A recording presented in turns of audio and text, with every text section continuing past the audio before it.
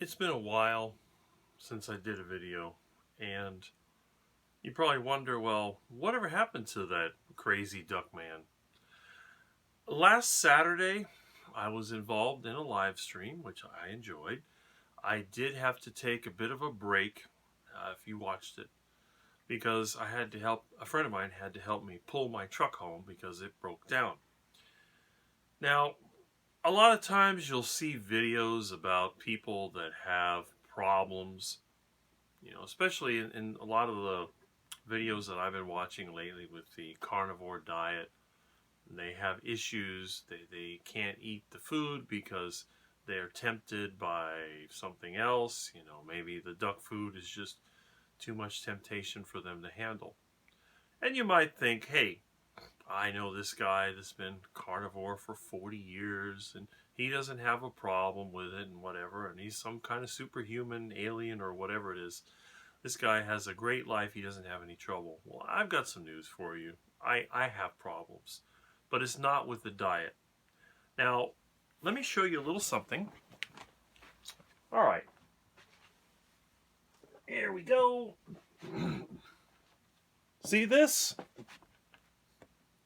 You know what this is? It's a bunch of bananas, and they're ripening. Some of them were being eaten by birds and rodents and who knows what else. No iguanas, though. But this I'm going to section up and give to some of my friends. Again, those of you that really enjoy fruit, that's the way to go. Now, just out of curiosity, I decided I'm going to go ahead and eat a banana. So I ate a banana. Well, it wasn't easy. I had to force myself to chew and swallow the thing. I tried to eat 2 of them. I ended up spitting out, almost threw up, couldn't handle it. I finally found one that was like half green, and I ate it. It wasn't good to me, let me tell you. I don't know how Saladino does this, but I felt bad. I swallowed the thing. My stomach was bothering me. I started feeling like lightheaded, felt sick. Oh, this is... there's no way. I don't understand how people can eat large amounts of fruit. It's unbelievable. But that's not the problem. Obviously, that's not an issue for me. I'm going to show you what is. This is my issue. Now, you may have seen one of my older videos, and you probably know what this is. This is my homemade fuel injector tester for my diesel. And this is from a Harbor Freight paint gun that I found in the Harbor Freight dumpster, and some fitting I got from somewhere. Made a hole in the back of this portable hydraulic pump, and, got a gauge from a pressure washer and made an injector tester. And you probably, maybe you didn't, but I did make a video on how to clean injectors using toothpaste, which, by the way, I'll show you a little something on that too. And these are the injectors out of my truck. I'll tell you what happened. Really dirty too. On that Saturday when I was having the live stream, I was going to get ready for that. Now, I was doing a job. I was fixing an electrical mistake that was done by a licensed contractor with a permit. They set up a charging station for the customer's Tesla, and after about a year it failed. The outlet they use actually burned up. Thankfully it didn't catch on fire, but after that they got kind of paranoid. So I had to go there and fix the problem. Well, it turns out that the workmanship was not very good. I don't know how this thing passed inspection. They didn't bury the conduit deep enough. It was a disaster. So I was working on it. I had it pretty much, I had to re-pour the concrete, reset it, I had to rewire it and do all that. So at lunchtime, around 1 o'clock or whatever, I said, on the way home, I had to go to the Home Depot to see if they had any supplies. Now, of course, whatever you do, if you put in a 50 amp circuit, don't use a Home Depot outlet, the receptacle, because every one they had there was garbage. So what I had to do, I had to get it from the electrical supply the following Monday. I use a Bryant, or there's a couple other Eaton brands that I can use, but the one that they sell in the home center is garbage. It's the cheapest Leviton you can ever imagine. Terrible. So after I had done what I could, and I decided I'm going to go to the Home Depot, I had already been to the Aldi to buy some eggs, some cheese, and I got something else which I don't remember at this point. Oh, butter. Okay.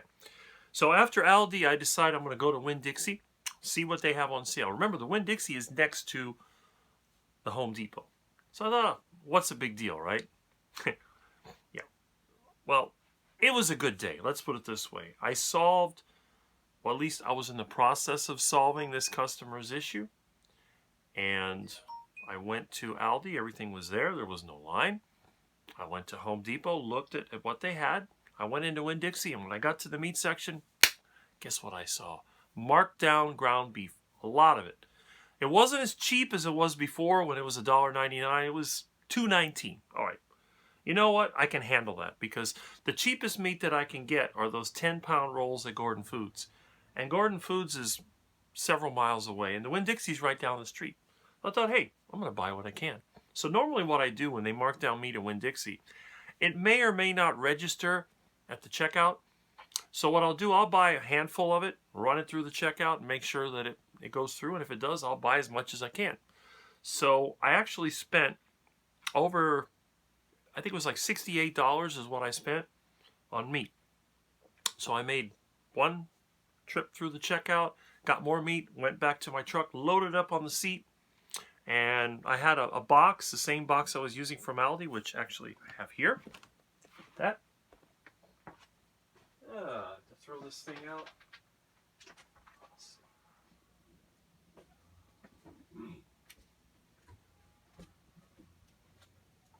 Here it is. This box. All right, so what I did, when I go to Aldi, since they don't use bags, I'll go to the snack section.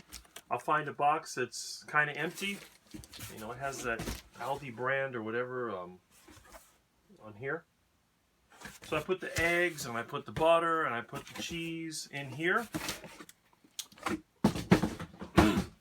And then on the way home, what I did, I took the meat that I bought at the Winn-Dixie, I put it in that box. And I went to start my truck and drive home, and guess what? No start. Now, as I've mentioned before, the batteries in my truck are not that great. I bought them in 2020 brand new from, my friend has a Costco card, so I got them from Costco. They're supposed to have a 3-year warranty. And just like batteries always do, after that 3-year warranty, they're degraded. They won't replace it. So now I'm stuck. I can usually double the life of the batteries by desulfating them with my DC welder. But guess what? My DC welder is missing. I don't know what happened to it. I didn't loan it to anybody. It may have been put in a room somewhere. I don't know where it is. So I've had to kind of nurse the batteries along. So I get about maybe 5 chances to start my truck. If it doesn't start in 5 chances, I'm stuck. And my truck has a lot of blow-by. The engine has almost 400,000 miles. And it smokes like a freight train. It's a disaster on wheels. But again, I drive it because it's cheap, The fuel is free, and it gets me around, and it does the job. And with the work that I do, it's very important that I have a truck. I'm also working on my van, but again, I'm having the same problem with batteries. I cannot get my van to start yet. And between trying to get work done and working on the van, it's been a bit of a challenge. But I'll get it eventually. Now, I have a friend of mine that knows someone that junks cars, and he has halfway decent used batteries. So what I'll probably do, I'll take my battery tester over there, and then we'll go through the different batteries. And you give them like 10 or 20 bucks or whatever they have for the old batteries, and or sometimes I just exchange them for old ones. Hopefully that'll solve the problem. But that's a work in progress. But of course, since I have no truck, I can't really go there, so I'll have to rely on one of my friends. And I only have about 4 or 5 friends left in this area. Most of my long-term friends have left years ago because Miami is not the ideal place to raise a family or make a good living. Believe it or not, contrary to what many people think, there's not that much money here. Most of the money here comes from somewhere else. And unless you work for the government or a big corporation, your job here is extremely unstable, and the pay is pathetic. You know, the pay here is really bad. Especially if you work in labor or services, you get paid almost nothing. It's one of the reasons why fraud here is so rampant. That's probably the reason why I encounter a lot of these people that have had service work done to their home, electricians, plumbers, or whatever, and the work is of very low quality. But anyway, that being said, my truck would not start on Saturday. So in order to prevent my meat from going bad, I took that box with all the food in it, and I began to walk from the Winn-Dixie, which is about 1.75 miles away from the house. And I was carrying the box, and the box was starting to come apart at the seam. You know, the tape looked like it was a little unstable. And it was also hot, like it always is here. The weather here never improves. Every day. It's like 85 degrees right now. That day, I think it was 89 degrees. Now remember, this is November. Isn't it supposed to be fall or winter? Hey, when I was a kid, it would already be cool. We could turn the air conditioner off and open the windows. My poor air conditioner hasn't stopped all year. So, and you know, I know those of you that live in places that have seasons, you're probably looking, oh, this guy, you know, he's in Miami. He's got the best weather in the world. Well, I got news for you. Go outside and see how many people are outside. That many. Anyway, so, you know, no truck. I have a choice. I can drag out one of the old Chargers and get it going, but it's been sitting for a while. Or I can just walk or use a bike to go wherever. That's what I did. So I started walking home with that box of food. And about a quarter mile from the store, I found a shopping cart overturned in the trash pile. Now, I don't want to steal somebody's shopping cart and have the cops harass me. So I looked at the cart. I looked all over it. I could not find a name of a store. The little plastic thing where the kid's legs stick out of it was broken and faded. The handle is so worn that you can't even see what the name of the store was. And the wheels seemed to be good, so I thought, you know what? I'm just going to put this box in the shopping cart and push it home. So I pushed the shopping cart 1.5 miles from where I found it over to my house. And thankfully, because I can walk pretty fast, and even though it was hot and, you know, I was fine. So I got my food in the refrigerator, and I was very happy. But I was trying to contact my friend of mine that would be able to pull the truck home. Couldn't reach him. Found out later he had his phone ringer turned off, and it was in his truck when he was working. But I decided, you know what? I'm just going to wait it out. And what I did, I went through my junk pile, and I have a lot of stuff piled up in the back in the scrap pile. I had a few bicycles that were given to me and that I found. So I took a couple of hours and went through the bicycle pile and basically got one working. Well, I got two working. One I rode and the handlebar came off and the chain broke, so that went back into the parts pile. The other one I got working, I was able to go back to where my truck was. I took both batteries out of my truck. I put one on each handlebar and rode home. And I put them on the battery charger to see if they would charge up. I figured, well, you know, maybe later on when they charge up, I'll go there and try to start my truck again. And the live stream came on, and I was on that for a while, and I let them know that if my friend called me, I would go and try to get the truck started, and that's what we did. He did call me during the live stream. We went down there to get the truck running. Now, as I predicted, we were not able to get the truck running, even with the charged batteries and with the jumper cable. So I decided, you know what, let's get the chain and pull it home. That's what I did. So I pulled the truck home, and on Sunday I tried to start it. It wouldn't start, so I said, forget it. I'm not going to worry about it. I got on my bicycle. I rode back to the customer that I did the electrical work at, and I finished the job. I made sure that the concrete had cured and put the dirt around it and patched the patio that I took up. I did all that. And it was kind of an educational thing because that job was about 5 miles away. And I'm riding over there with a bicycle carrying a toolbox. Oh. Yeah. You know how that goes. Anyway.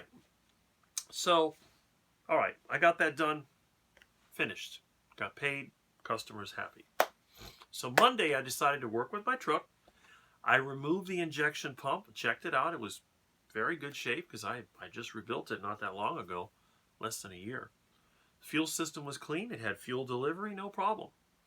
I put it back on the truck, and wouldn't you know it, 2 or 3 cranks, fired right up. Timing was a little off, so I played around with the timing, got it running good. And I drove the truck to my friend's house, nearby. I went to a couple other places and then basically parked it here. Everything was good. No problem. Wednesday, I go out to run my truck.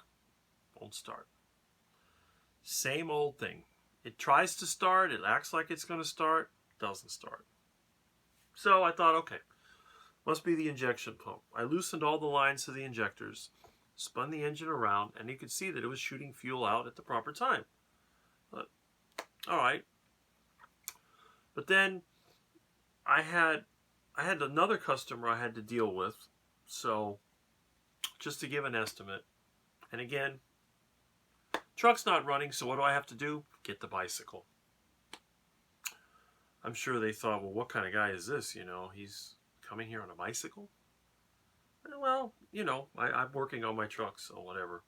I gave him an estimate. Who knows? I also took some time out while I was out and about to go to the Presidente supermarket and buy some chicken, and I actually discovered something that I had forgotten. Because of the neighborhood that I'm in, there is a bicycle path that runs along the canal. It's actually sort of a shortcut, and at the time when we have a lot of traffic, which is pretty much any afternoon, it actually took me less time to go to the store on the bicycle than in the shopping center. So even when I get my truck running again, I may use the bicycle again. Now, I am very paranoid. I will not ride on the street. I refuse. I will only ride on a sidewalk or on a bicycle path. I will not ride on the street because I don't want to get killed or seriously injured. And here in Miami, if you get hit by a car, they are 90% of the time going to run away. They're not going to stop. Hit and run is sort of the rule around here. A lot of the drivers here don't have valid licenses, and I know that because I've been hit several times in my vehicle, and not once has any of these people had valid insurance or even a license half the time. So, but in this case, I can do it off-road. I can handle that. But what it comes down to is this. I got very little done this week. In fact, most of my week I've been kind of trying to find parts, trying to deal with people on the phone that I talk to, and trying to delay everybody until I get this thing working again. It's given me some time to think. The way that my life is, now again, as I've mentioned before, I want to move out of here, and that is my long-term goal. But I have to decide what I'm going to do when it comes to, income and lifestyle and so on. I've been thinking about that. And although I have survived for the last few years doing basically physical work, I have to come up with a way that I can earn a living from home, maybe online, I don't know, but something to think about. But obviously with an economy that we have that is failing, it may not be the best time to do it. But at this point, it is Friday, and tomorrow will make it 1 week since my truck has been giving me a grief. So I'm going to go ahead and I clean these injectors, and I'm going to go ahead and test them out, and I may have to adjust them a few times. I'll put them back in the truck. Hopefully my friend will come through and help me find some decent batteries for my truck. But I just wanted to give you this. And by the way, you notice I don't have the little microphone. It broke. Another thing that broke. Hopefully this phone is working because it's been acting funny. But it's like anything else. Nothing lasts forever, including us. We don't last forever. But I just wanted to give you an update. It's not as exciting as some of the other people who are going to talk about their struggles and how they couldn't eat, or maybe they went with their family, or they went on a vacation, or it was some kind of holiday and they couldn't resist the duck food, the donuts, the cake, and the candy bars, and all the other nasty crap that people like to eat.